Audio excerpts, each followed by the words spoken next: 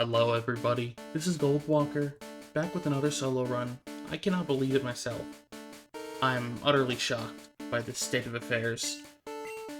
This is Anna, who I wish I gave a more interesting name, but you know what? She's gonna do her best, and let me tell you, her best is gonna be fair to Midland. Butterfree is, of course, a Pokemon that's not really meant... It's not designed to be taken into the late game. Obviously you can, but it's kind of... It's not supposed to stick around. It's supposed to help you in the early game, since it evolves quickly and does all this other stuff. Hi, Aurora Beam. Ow. Go to sleep. But Butterfree does actually have some good stuff in Gen 1. Certainly better than Beedrill, who is struggling to do anything. I mean, just the fact that Butterfree has a decent special stat, and can, what's the word? And can abuse stuff like Psychic and Sleep Powder is more than a decent number of Pokemon in Gen 1 even get.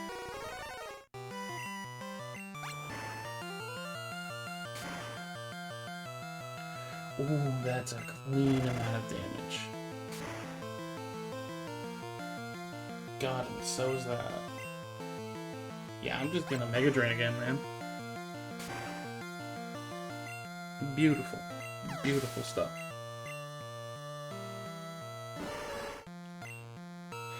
I think I Sleep Powder here. I Sleep Powder, double Mega Drain to get all my health back, and then finish him off with whatever. I'm not even sure Slowbro lives, but 2 Mega Drains, but, you know. Ooh, that's a toss-up. That's a bit of a toss-up, because, like, I'm not sure how much of a roll that is. But luckily, I'm fucking goated. Alright, now we got Jinx. Let me get him out of here. Get her gone. But the Butterfree solo run, fascinating experience, because you actually do get some real stuff. Again, Psychic plus Sleep Powder would be enough to make anything at least usable. But you know, you get Mega Drain for coverage, Double Edge is even off of Butterfree's very, very underwhelming attack, it's enough, you know? It gets the job done.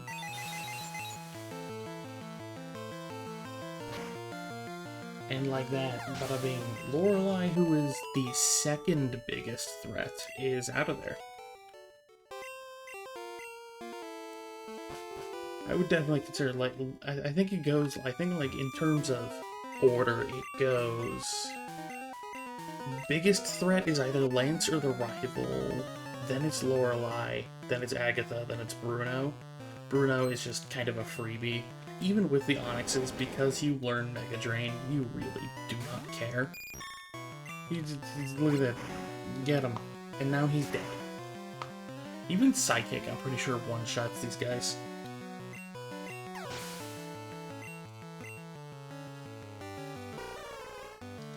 Gorgeous. Okay, and then we got Psychic. And then we're just gonna click Psychic like a few more times, genuinely. Like, what is Bruno going to do about this? The answer? Jack shit. Fuck him up. Beautiful. And then what? It's the other Onyx?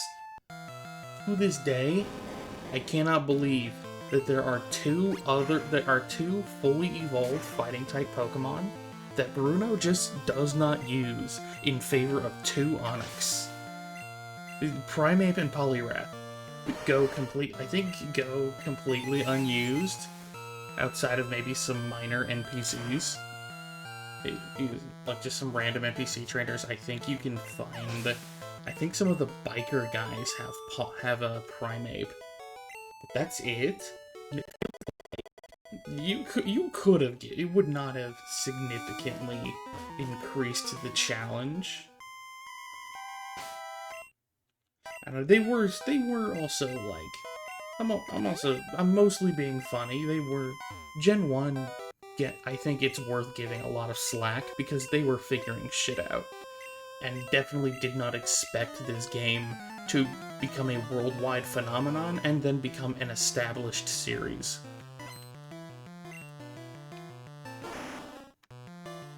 You know, this was just like some shit that they were throwing together with very little time. Ooh, that does not quite do it. But it's also, do I care about Mega Drain? Wow, that was a crit, huh? Thank God, I was worried I'd have to be threatened for a second. Gorgeous. Beautiful. Alright, and then I just psyched this guy.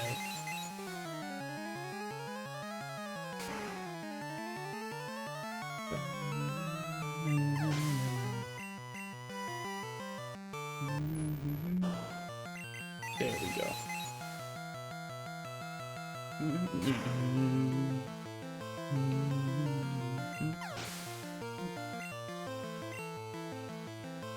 And then I just psychic again. I always think it's fascinating seeing, like, because I'm doing this with basically not literally every Pokemon, but every like, evolution line, I get to see, like, you know, what the difference is. How do I put it? I think it's very interesting seeing how some fights are very difficult or annoying, and others are just free. Do I have Pokeflute on me? I do. Yeah.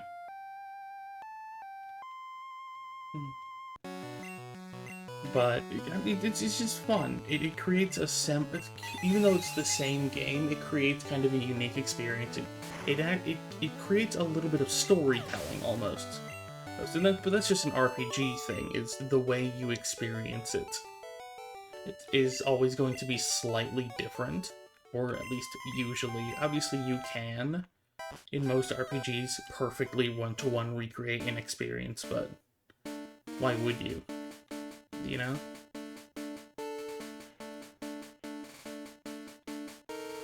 Alright, where's my elixir? Where's my delicious elixir? What do you think elixirs taste like?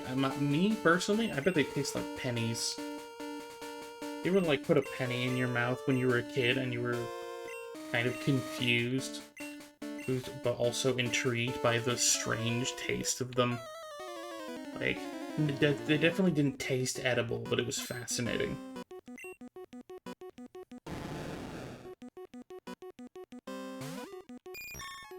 Alright, and then I sleep powder.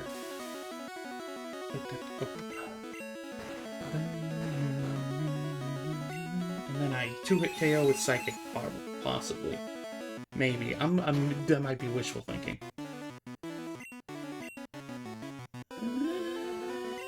Maybe? Probably not, but, like, definitely maybe. Okay.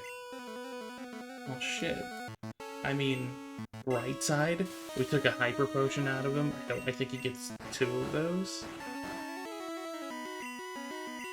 Downside, everything else.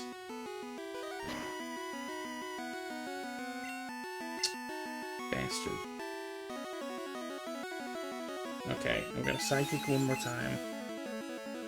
Oh, this is such a problem because fucking Butterfree is kind of just a Psychic dispenser. If that phrase even makes sense. It's like, this guy does nothing but click Psychic and Sleep Powder.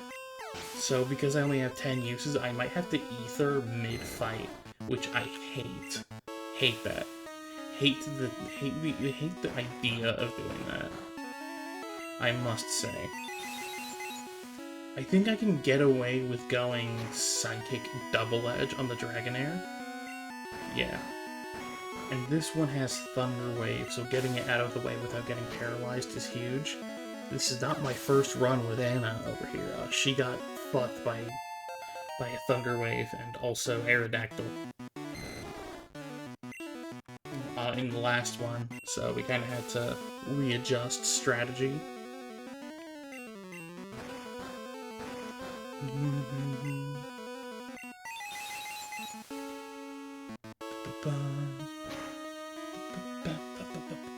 Ooh, crit is huge, actually. That means I don't have to take any more recoil damage from Double Edge. Okay, here's the fucking bastard himself. Right, how many psychics do I have? 4. That's doable, actually. I think that's enough, because I only need I only need 2 to get Aerodactyl. And then I only need 2 plus probably Double Edge to get rid of Dragonite. I might only even need 2 Psychic if I manage to get a special drop on the guy. Boom. I fucking love Dragonite. I'm so glad this guy got a Mega.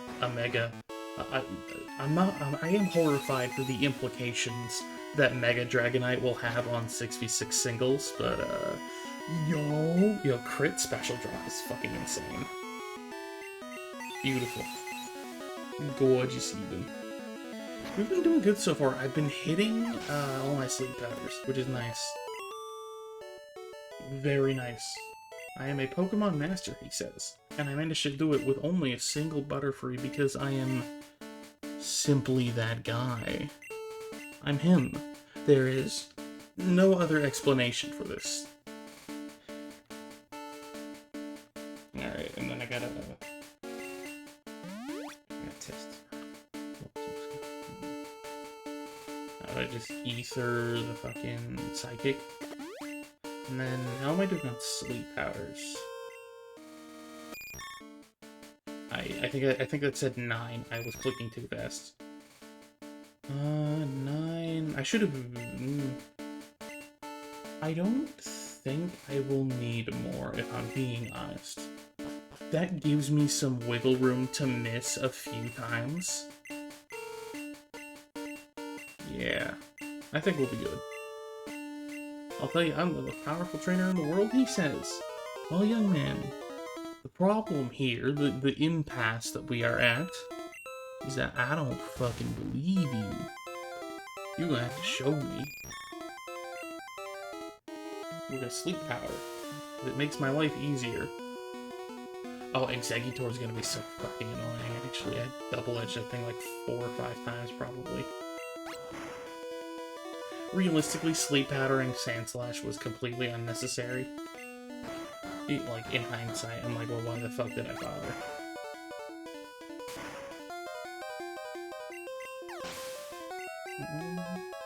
And we get Alakazam. Alakazam, more like, this guy's an Alakasham. Ooh. Ah, what the fuck? Anna, I need you to luck the fucking... Please. That was...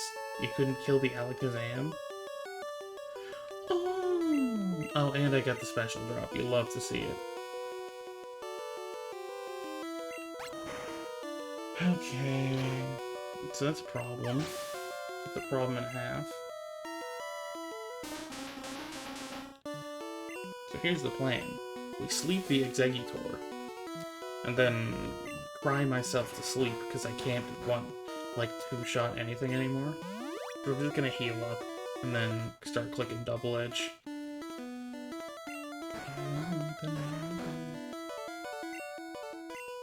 This is fucked up and evil.